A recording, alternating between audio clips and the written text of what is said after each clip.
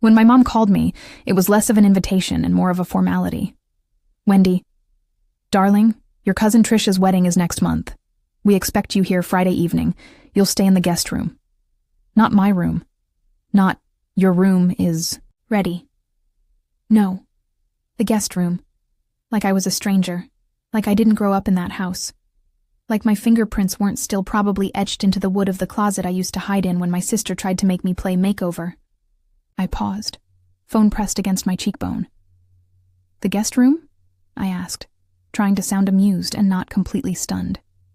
"Yes," she said briskly, like this had already been explained. "We had to make some adjustments. Your niece needed a space of her own, and we thought, well, your room would be perfect." Perfect.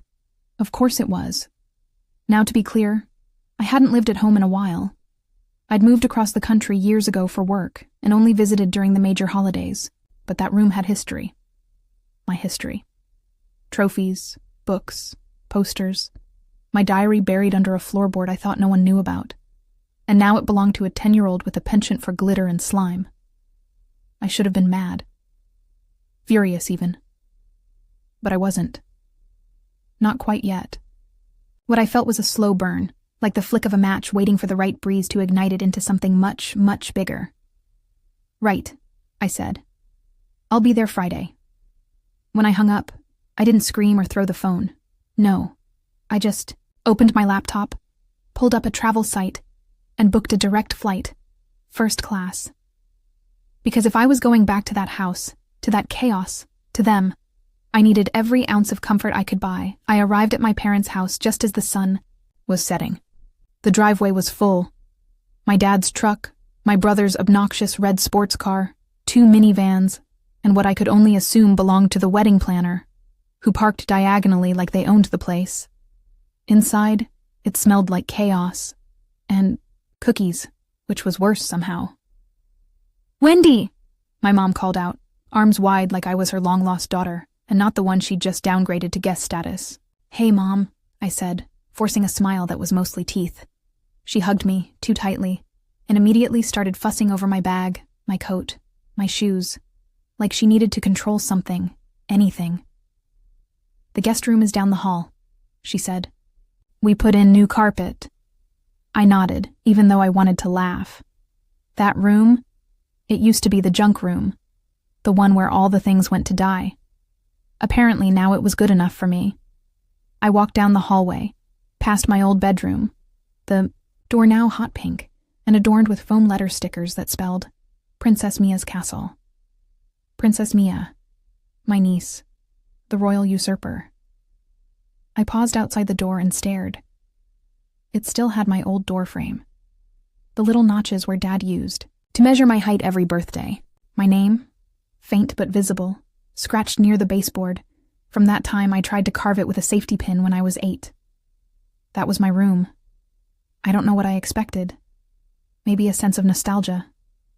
Instead, I just felt displaced, like an artifact being asked to smile for tourists in her own museum. Dinner that night was chaos. The table was full. Siblings, cousins, spouses, kids. I barely recognized some of them. Trisha, the bride-to-be, sat at the head of the table like she was already queen of something. She wore white. Of course she did. "Oh my God, Wendy," she said, flipping her perfect curls. "I didn't think you were coming. You're always so busy." I smiled. I made time. "Well, you're in for it. Mom's gone full bridezilla. I think she threatened to fire the caterer because the butter wasn't whipped to visual perfection." Whatever that means. Everyone laughed. I sipped my wine and kept my eyes on my plate. "So," Trisha said, suddenly perking up, "where are you staying?" Before I could answer, my mother chirped in, "The guest room." There was a small pause, just enough for me to register the flicker of amusement in Trisha's eyes. "Oh, right," she said. "Mia loves your old room. Says it's like living in a fairy tale." Another laugh. A bigger one this time. My brother chimed in with something about me always being dramatic anyway. Even Dad snorted. It was subtle, but it was there. The shift, that silent agreement that I was less now. A footnote in a house I used to belong to. That was when I knew. They didn't see me anymore. Not really. I was Wendy, the afterthought, the one who went off and got a job and didn't come around enough, the one who got replaced by a sparkly 10-year-old and a cousin who used her wedding like a campaign tour. Fine. If they wanted forgettable Wendy, they'd get her. For now. The week leading up to the wedding was a blur of fittings, rehearsals, and whispered judgments disguised as compliments. Are you sure you don't want to wear something more floral? That lipstick is very bold for a rehearsal dinner. Oh, you're not bringing a +1? Still single? It was like death, by 1,000 passive-aggressive cuts, and every single one of them smiled while they did it. I played along, smiled, nodded, took mental notes. Because the thing about growing up in a house like mine is you learn early on how to listen without reacting, how to smile through being ignored, how to watch and wait and pick your moment. And my moment was coming. I'd already booked the hotel. A beautiful, sprawling estate-style boutique hotel just 15 minutes from the venue. Classy, private, and, most importantly, available for block booking. I didn't even flinch at the price. I had savings. And a plan. Because Trish's wedding was set to take place at a small event hall that didn't have its own accommodations. All the guests were staying at the same hotel. One hotel, which I now controlled, every single room. Well, almost every room. But I'm getting ahead of myself. The night before the wedding, there was a garden party at the house, string lights, champagne, people in pastel linen. I stood near the back fence with my third glass of wine and watched them all. Trisha glowed. Her parents fussed over every detail. My sister bragged about her new SUV. Even Princess Mia held court, on the patio, telling everyone about her new iPad and how her room used to belong to someone boring. I finished my wine, smiled, and waited. Because tomorrow wasn't just her big day. It was mine too. Only no one knew it yet. The morning of Trisha's wedding arrived in a blur of silk robes, mimosa pitchers, and panic over false eyelashes. I, of course, was not part of the bridal party. I was assigned to a chair near the patio door, where I was expected to sip quietly and not interfere with the real stars of the day, which apparently included my 10-year-old niece, who had been designated junior maid of honor. Yes, that's a thing now, apparently. Wendy, my mother called out. Could you move, dear? You're in the way of the photographer. I took a sip of my coffee and slid to the side like an obedient prop. It was almost funny, watching them all scramble, curling irons flying, makeup brushes painting like they were preparing a corpse for open casket viewing. Trisha, to her credit, looked flawless. She always did. The dress fit like it was stitched onto her body by angels, and her smile never once faltered. But her eyes? Her eyes told the truth. She was stressed. Her jaw clenched every time someone mentioned the weather or asked about the late shuttle confirmation. Oh, right. The shuttles. That's when I checked my phone. One missed call. Then another. Then a third. All from Aunt Claire. Then the texts started to come in. Fast. Desperate. Wendy, do you know what's happening with the hotel? The front desk says the reservation is gone? They said no rooms are available. This has to be a mistake. I took another sip of coffee, tilted my head, and smiled. Because no, Aunt Claire, it wasn't a mistake. Flashback to 4 weeks, earlier. I had called the hotel under the guise of being the wedding planner, explained that I was coordinating accommodations for the event and would need to adjust the reservation slightly. Then, slowly, over the course of several days, I booked every single available room under my name, 87 rooms, all mine, and then, 3 days before the wedding, I canceled the original group block reserved under Trisha W. No penalties, no fuss, just a simple click. They didn't even question it. After all, I was the one paying now. Of course, I kept my own room, and a few others. For the guests I liked. Aunt Ruth got one. She was sweet and always sent birthday cards. My cousin Jake got one. He once helped me hide after I accidentally broke Mom's wedding vase. And Mrs. Donovan, the neighbor with a crooked back and a heart of gold, she got a suite. But the rest? Gone. By noon, the chaos had reached peak volume. People were storming around with phones to their ears, trying to get last-minute bookings. The groomsmen were arguing over whether it was better to drive an hour in from the city or risk crashing on a cousin's floor. Trisha still didn't know. Not yet. Because someone, me, had politely suggested they hold off telling her until she was fully dressed and the ceremony was close. So she wouldn't freak out. I stood under the pergola in the garden, watching it all unfold like a silent movie with terrible extras. And then, like fate had a sense of theater, she walked outside. Her heels crunched on the gravel. Her veil floated gently in the breeze. And her face, pure joy, for about 30 seconds. Then she saw the look on her dad's face. "What's wrong?" she asked. He hesitated. "Big mistake." "What's wrong?" she repeated, louder. And that was the beginning of her unraveling. Apparently, her bridesmaids hadn't told her that half of them had been kicked out of the hotel at 9 a.m. sharp. They hadn't mentioned that the hotel manager had offered them concierge support for rebooking, a phrase that means, "You're on your own, sweetie." They hadn't told her that her grandmother was now sharing a motel room with 2 cousins and a dog. Who would do this? Trisha screeched. Who would cancel the rooms? Silence. Dead silence. And then, from across the garden, Mia's tiny voice rang out like a bell. Maybe it was Aunt Wendy. She looked mad yesterday. Eyes turned, dozens of them, and I stood there, arms folded, face serene. Trisha stormed toward me, dress swishing like she was on a runway built from pure rage. "Did you have something to do with this?" she hissed. I tilted my head. "Do with what?" "Don't play dumb. The hotel. My guests. They have nowhere to go." "Oh no," I said, all innocence. "That's awful. Did someone cancel the group block?" "You know they did." I took a slow sip of my lemonade. And then I leaned in. Just enough so only she could hear me. "I believe the term is guest room." Her face twitched. "You gave away my childhood room," I said softly. "So, I gave away your wedding." She didn't scream. I'll give her that. She straightened her spine, flared her nostrils, and walked away with all the poise of a queen whose throne had just been yanked out from under her. The ceremony was delayed by an hour. They had to change venues, last minute because too many guests were stranded or stuck in traffic. The florist was late. One of the groomsmen never showed, and somehow, Trisha ended up walking down the aisle to a Bluetooth speaker that glitched halfway through and started playing an ad for mouthwash. I sat in the front row, legs crossed, smiling. The vows were rushed. The reception was tense. Half the toasts were given by people holding paper plates because the catering team had to reallocate table settings. Apparently, a few had gone missing. Oops. Later that night, I returned to the hotel. My beautiful, peaceful hotel. Room service brought me creme brulee and a chilled bottle of Prosecco.